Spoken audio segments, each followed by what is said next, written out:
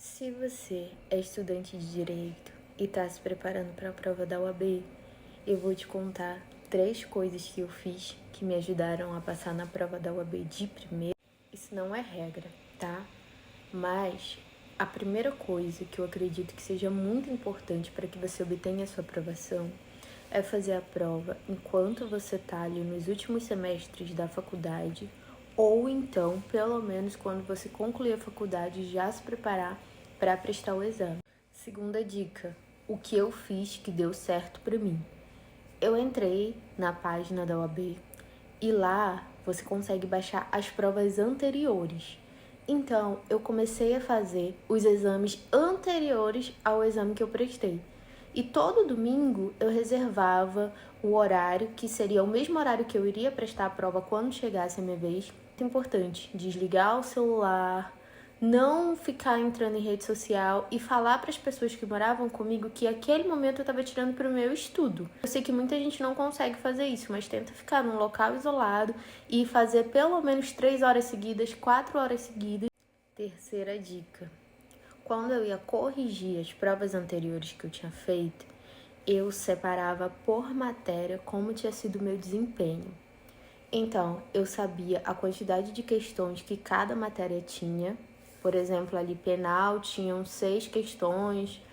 Agora eu não lembro direito, mas é só um exemplo. Administrativo tinha 5, direito do trabalho tinha 8. E aí, o que eu fazia? Eu verificava em qual matéria eu tinha me saído melhor e qual matéria eu não tinha ido tão bem. As matérias que eu não tinha ido tão bem, eu começava a estudar. Eu estudei as matérias de maiores pesos. Por exemplo, no meu exame entraram 3 matérias novas e eram 2 questões de cada.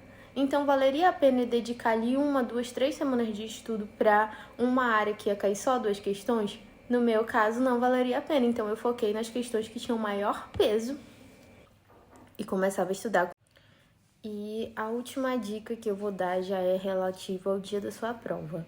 Quando você for fazer sua prova, tenta descansar bem na noite que antecede sua prova. Tenta se alimentar bem, não come comida diferente, não tenta fazer nada diferente do que é dentro da sua rotina. E quando você chegar no dia da sua prova, que você for respondendo as questões, não desmarca nenhuma questão. Por que eu tô falando isso? Porque muitas vezes a gente desacredita na gente mesmo. E quando a gente lê uma questão, o nosso cérebro automaticamente já sabe a resposta quando você domina aquele assunto.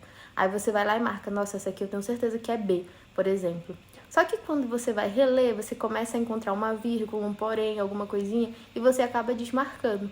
Isso pode muitas vezes te levar ao erro e diminuir consideravelmente sua pontuação. Então, não desmarca que